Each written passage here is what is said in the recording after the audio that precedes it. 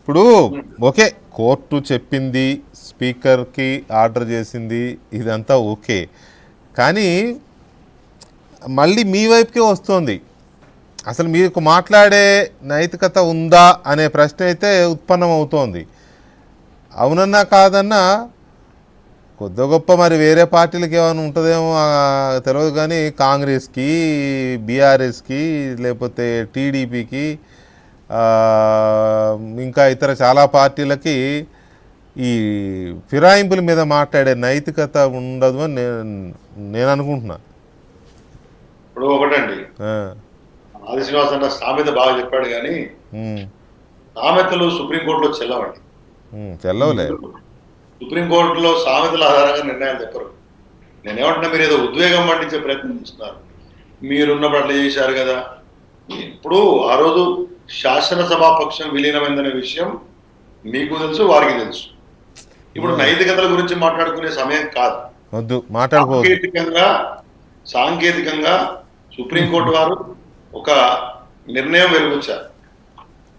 ఏమని, 3 నెలల్లో నిర్ణయం తీసుకోండి స్పీకర్ గారు అని చెప్పి స్పీకర్ గారి కోర్టులోకి బాలేశారు.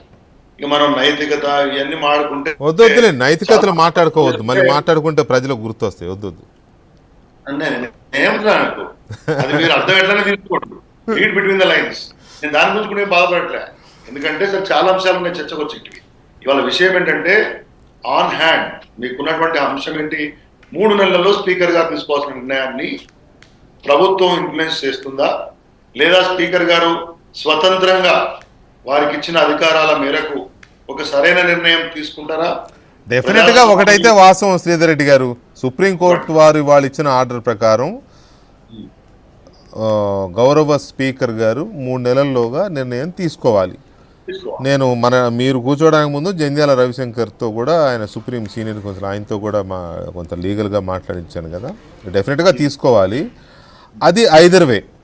ఈ ముగ్గురిని డిస్క్వాలిఫై చేస్తూ, అనర్హులు చేస్తూ అయినా స్పీకర్ గారు నిర్ణయం తీసుకోవచ్చు. లేదా బీఆర్ఎస్ ఇచ్చిన ఫిర్యాదుల్ని కొట్టేస్తూ కూడా నిర్ణయం తీసుకోవచ్చు. ఏది తీసుకున్నా అప్పీల్కి వెళ్ళే అవకాశం ఇద్దరికి ఉంటుంది. డిస్క్వాలిఫై చేస్తే వాళ్ళు అప్పీల్కి వెళ్తారు, ఫిర్యాదులను కొట్టేస్తే మీరు అప్పీల్కి వెళ్తారు. ఈ అప్పీళ్ళు ఇంకా అవి నడుస్తూ ఉంటాయి. చెప్పాడు కదా ఆయన ఇందాక, జర్మనీ పౌరుడికి టికెట్ ఇస్తే 15 పోరాడిన విషయం.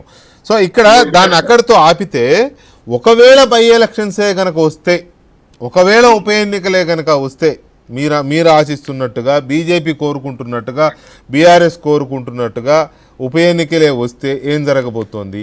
కాంగ్రెస్ అనుకుంటున్నట్టుగా రాకపోతే సరే, వాళ్ళ గొడవే లేదనుకోండి, వస్తే వాళ్ళు ఎంతవరకు రెడీగా ఉన్నారు? చిన్న బ్రేక్ తర్వాత.